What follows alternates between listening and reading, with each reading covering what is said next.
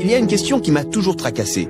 La Bible déclare qu'il y a un seul Dieu, mais dans d'autres parties de la même Bible, on dit que Dieu est en fait trois. Père, Fils et Esprit. Comment ces deux affirmations peuvent-elles être vraies? C'est un phénomène qui trouble les esprits depuis des milliers d'années. Et bien qu'on ne puisse y apporter une explication parfaite, on peut tout au moins y apporter plus d'éclairage. Mais que veux-tu dire? Eh bien, essaye de te le représenter comme ceci. Imagine un plan sur 2 dimensions, et puis un objet en 3 dimensions qui va lui passer à travers.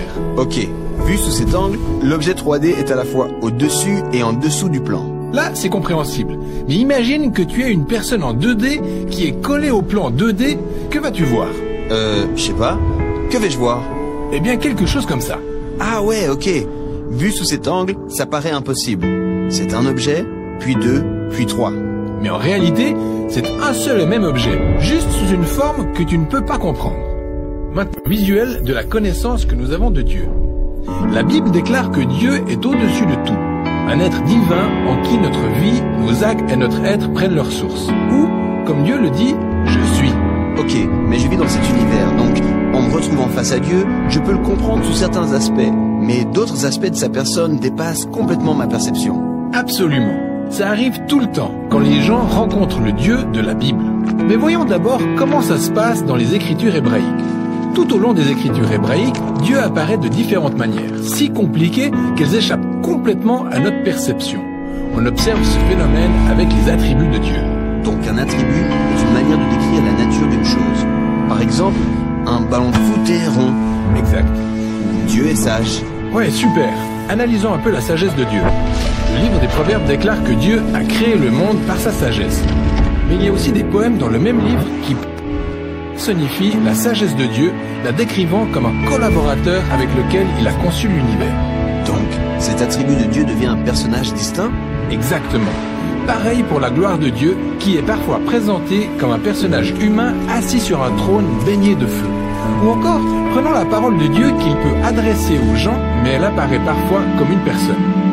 Attends, donc les attributs de Dieu sont devenus de nouveaux petits dieux? Pas du tout. Les auteurs de la Bible affirment qu'il n'y a qu'un seul Dieu, tout-puissant. Et ils trouvent normal d'en parler comme de 3 personnes différentes? Exactement. Cela fait partie de la manière dont les auteurs de la Bible décrivent l'identité complexe du Dieu unique. Ce sont des attributs de Dieu, mais qui sont également distincts de Dieu. Distincts de Dieu, mais en même temps Dieu? Ouais. Une fois qu'on a saisi cette façon de parler de l'identité de Dieu, on commence à la voir partout dans les Écritures. En fait, elle se dessine dans les mentionne l'Esprit de Dieu. La phrase d'ouverture de la Bible est assez connue. Au commencement, Dieu créa... Mais alors, on poursuit la lecture. Qui voit-on au milieu de la création en train de planer au-dessus des eaux? L'Esprit de Dieu? Exactement.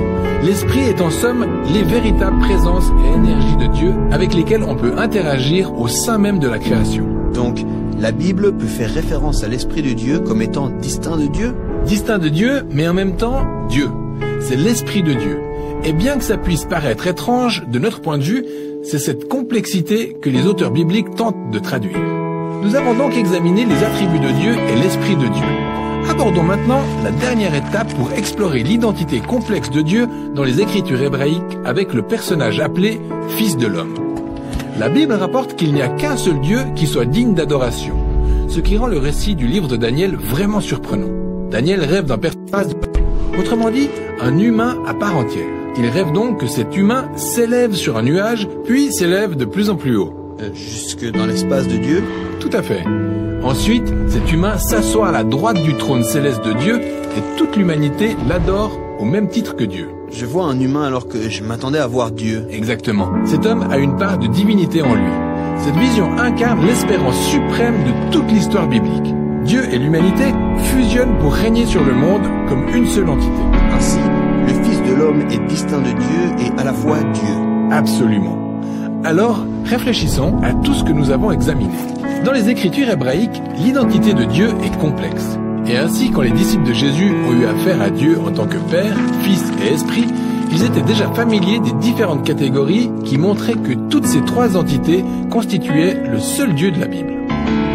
Ok, parlons-en donc. D'accord. Le Nouveau Testament nous présente la personne de Jésus de Nazareth. C'est un humain, mais bien plus. Lui-même préfère s'appeler le Fils de l'homme. Le personnage de la vision de Daniel. Et on déclare qu'il est ce Dieu complexe devenu humain pour s'unir lui-même aux autres humains. Ainsi, les évangiles décrivent Jésus comme étant à la fois pleinement humain et comme étant Yahweh, le Dieu d'Israël. Jésus est allé ça et là, disant et faisant des choses que seul Yahweh peut faire, comme pardonner les péchés des personnes ou calmer les flots agités. Ils disent donc Jésus est humain, distinct de Dieu et à la fois Dieu. Exactement. Et ça peut paraître bizarre, à moins d'avoir lu les Écritures hébraïques pour avoir une idée. Et maintenant, vise un peu ça. Pour définir l'identité de Jésus, ses premiers disciples, les apôtres, se sont servis des attributs de Dieu. Ils appellent Jésus la gloire de Dieu.